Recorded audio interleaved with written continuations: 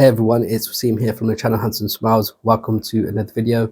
Today I'll be doing a first impressions of a fragrance I've just picked up. This is a vintage version of L'instant de Guerlain pour Homme. This is the Eau de Toilette version. So I originally had the Eau Extreme version. I'll put up like an image, or there might be an image on the thumbnail that I showcased on my channel when I first started reviewing about 10 years ago. It was the similar sort of bottle to this one in the black rim, and there was quite a massive hype around that fragrance at that time. I've got still a decant of that fragrance, the Lidge as it's known, the Eau Extreme version, and I'll compare it to this version here in this video. I sold off the bottle about 5 years ago because there wasn't just a time where I could really find to wear that fragrance. Don't get me wrong, it's a fragrance I really loved in my collection. I wore it as my scent of the day on my graduation, so a very special fragrance, but I ended up selling the bottle because I wasn't wearing it much and I wanted to have more money to buy other fragrances, other samples. So I ended up decanting Lidge, the Eau Extreme version, the one with the black rim, in a decant. So we'll do a comparison to this one. So this one is also known as Lidge without the E at the end. This is the 2004 release. It was released a year before the Eau Extreme version. This version, I'll just unbox it now so you can see how the bottle looks. So just put this here. So this is how the bottle looks. As you can see, there's no black rim. This is the EDT version. The Eau Extreme, the first version, had a black rim around this.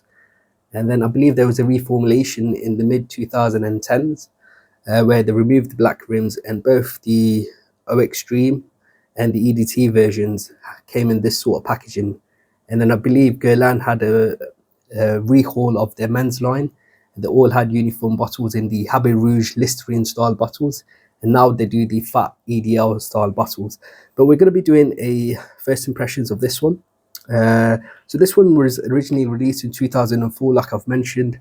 L'instant de Guerlain Eau Extreme was released a year later in 2005. The nose behind this scent was Beatrice Piquet, who unfortunately passed in 2010 due to some prolonged illness that she had.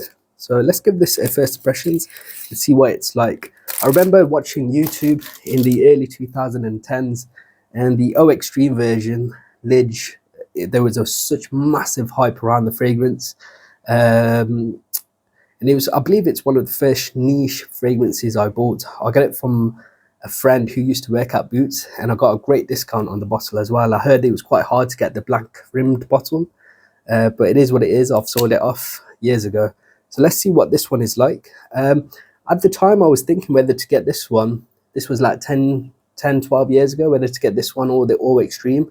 At that time I really cared about performance and projection, which is why I got the Eau Extreme at the time. But now I've become a little bit older, I must say, maybe a little bit more mature.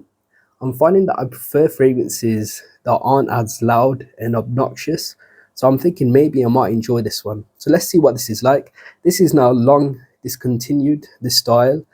Fragrantic has a new page. Now it's just called L'instant de Guerlain pour Homme EDT or EDP. So they've removed the Eau Extreme for the old Lidge. I'm not sure if there's a massive reformulation or if it's just a packaging and name change. I might get the samples and see what it's like. So let's see what this one is like. L'Instant de Guerlain pour Homme EDT. And we'll do a comparison to the Eau Extreme version. So I picked this up on eBay for a pretty good price. I won the bidding war. Truth be told, there was only 2 bids, one from another person and another one from me, and I thankfully won. I'm quite glad there wasn't many people who cared about this one on eBay. More for me, I guess. So let's give this a smell, see what it's like. Okay, for first impressions, this smells like what I remember the Eau Extreme smelling like.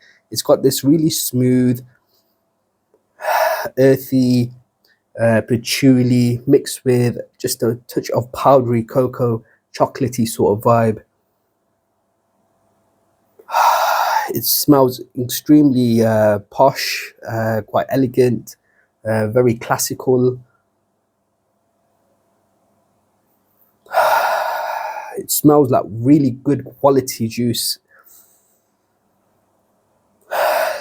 Now, when I remember reading reviews in the past for this version, they mentioned a lot of the citrus. I'm not necessarily getting a lot of citrusy vibe. I thought this would be like a splash of citrus. It is quite bright, but it's much more focused on like an earthiness and chocolatey powderiness. To be fair, this smells very, very, very similar to the O Extreme from memory. I haven't smelled the O Extreme in quite a number of years. So let me just give a smell of O Extreme. Let me write down the name on this one. EDT. And then we'll come back and just compare it to the O Extreme. The version, the juice color is quite different. This is a decant. The juice color is a lot darker than the EDT. So O Extreme, let's see what that one's like. And the O Extreme was the EDP, and it's now known as the EDP version. They've dropped the O Extreme from the name. So let's see.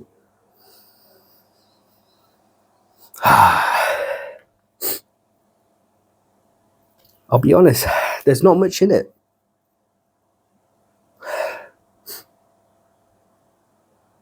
The EDT is just a tad bit lighter.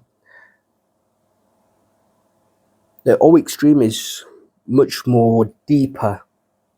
There's a deep earthiness and not as much of the cocoa just at this stage. It's the chocolatiness is more in the background. It gives off more of like a truffle sort of smell in the opening. And it's a lot more sweet, the O Extreme. Let's just write down O Extreme here. So let's read the note breakdown for the Eau de Toilette version. I've got the notes here on my screen. So let's start the Guerlain Homme EDT. Let's see what the note list is. At the top, we're going to get lemon, anise, bergamot, grapefruit, and jasmine. I'll be honest, I didn't pick up any of that in the opening. The heart of the fragrance is cocoa, patchouli, sandalwood, tea, cedar, lavender. I definitely picked up cocoa and patchouli. And the base of the fragrance is natural musk, hibiscus seed, and elemi resin. Very, very interesting.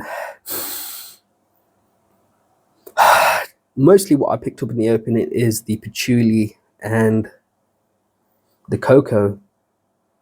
Going to be really interesting to wear this and see how it performs on my skin. When I was reading reviews and seeing that it had citruses in there, it was a bright opening and there was some cocoa, I thought maybe this might have similarities to Homme, due to Homme also having like a cocoa note. And I thought maybe Homme uses the cocoa with the iris floral, whereas this one possibly uses the cocoa with the patchouli. But this is very, very different to Homme. Maybe I might see similarities when I wear it on my skin. Let's just see O Extreme's note breakdown. This is not first impressions of O Extreme. I've worn O Extreme quite a lot in my years, and it was my scent of the day when I graduated. So pretty similar note list. The O Extreme starts off with star anise, citruses, and elemi right off the bat. The heart of the fragrance is tea, jasmine, and neroli, and the base of the fragrance is cocoa, patchouli, sandalwood, Virginia cedar, and hibiscus.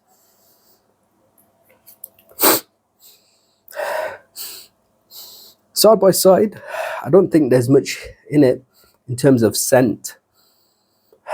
The O Extreme is a little bit deeper, whereas the O Extreme is lighter, but the scent itself, very, very similar.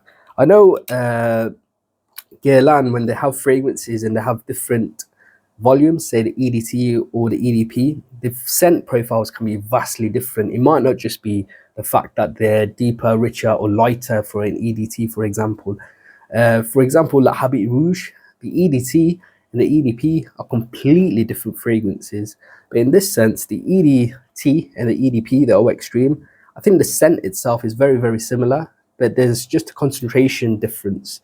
And the EDT, it just has a slight more fresher and lighter quality, and the O Extreme is much more deeper and richer. That's just on first sniff, smelling it this way rather than wearing them together to get a full understanding. I think I'll do full reviews of both on my channel. I think they do deserve full reviews. So I can't wait to wear this a little bit more. If you've tried the newer version of Lidge in the rectangular Listerine style bottles or the new square EDL style bottles, please let me know how you feel that fragrance might differ from this one, if you have experience of both. Let me know if you've tried this fragrance. If you have, please do leave me a comment below. I'd love to read them. Until next time, my friends, see you later.